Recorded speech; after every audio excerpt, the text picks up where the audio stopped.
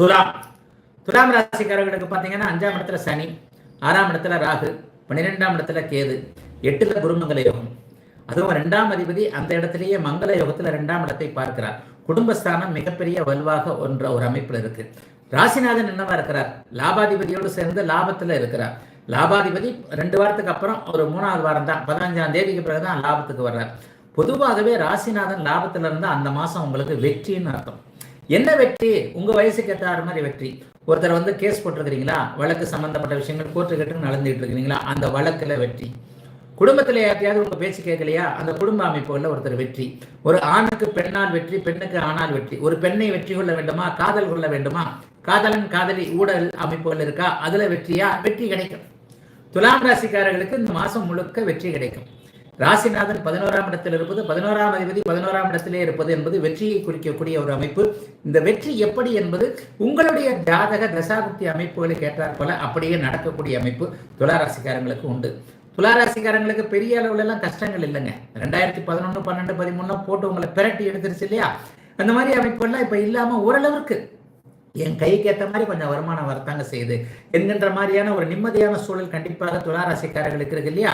அந்த துளாராசிக்காரர்களுக்கு இருக்கின்ற சூழல் மிகப்பெரிய அளவுல எந்த விதத்திலையும் ஒரு மாற்றம் முன்னேற்றமாக இருக்கக்கூடிய அமைப்பு, பின்னடைவுகள் இல்லாமல் இருக்கக்கூடிய அமைப்பாக ஒரு நல்ல விதமாக அமைஞ்சிருக்கு. ஆகவே துளாராசிக்காரர்களுக்கு பெரிய அளவுல கண்டிப்பாக கஷ்டங்கள் எதுவும் இல்லை. 8, 12ஆம் இடங்கள் அமைந்திருப்பது எதிர்பாராத அதிர்ஷ்டங்கள் சிலவற்றை குறிக்கக்கூடிய அமைப்பு. என்னங்க, ஒரு சூதாட்டம் போன்ற அமைப்புகள், இணையம் போன்ற அமைப்புகள், பங்குச்சந்தை போன்ற அமைப்புகள்ல கடந்த காலங்களில் ஏதாவது பைசா கிசா விட்டுருந்தீங்கன்னா அந்த பைசா விட்டு போன பைசா ஓரளவுக்கு நல்லா வரக்கூடிய தன்மைகள் கண்டிப்பாக இருக்குது. அதனால எதை பற்றியும் கவலைப்பட தேவையில்லாம அளவுக்கு நம்ம கையே நமக்கு உதவி என்கின்ற மாதிரி நம்முடைய கை உழைத்து நம்ம அமைப்புகள் செய்யக்கூடிய எல்லாவற்றிலும் நிறைவுகள் இருக்கக்கூடிய ஒரு சிறப்பான நன்மைகள் ஏற்படக்கூடிய நல்லதொரு மாதமாகவே இந்த மாதம் அமையும்.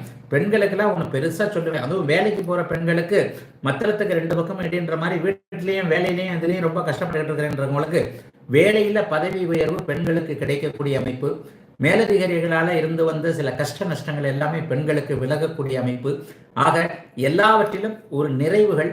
60, 70 வயது கடந்தவர்களுக்கு ஆரோக்கியம் இருக்கக்கூடிய அமைப்புகள் என எல்லாவற்றிலும் நன்மைகள் மட்டுமே இருக்கக்கூடிய ஒரு தன்மைகள் கண்டிப்பாக உண்டு. கல்வி மேன்மை விட அந்த தடவை மாணவர்கள், துலாம் ராசிக்கார மாணவர்கள் எல்லாருக்குமே கல்வி நிலையங்கள்ல எல்லாவற்றிலும் ஒரு நிறைவான அமைப்புகள், சரியான வழிகாட்டுதல்கள், நல்லா படிக்கக்கூடிய அமைப்பு.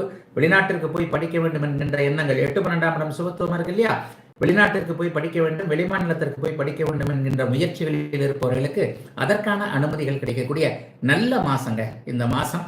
துளாராசிக்காரர்கள் எல்லோருக்கும் இந்த ஆகஸ்ட் மாதம்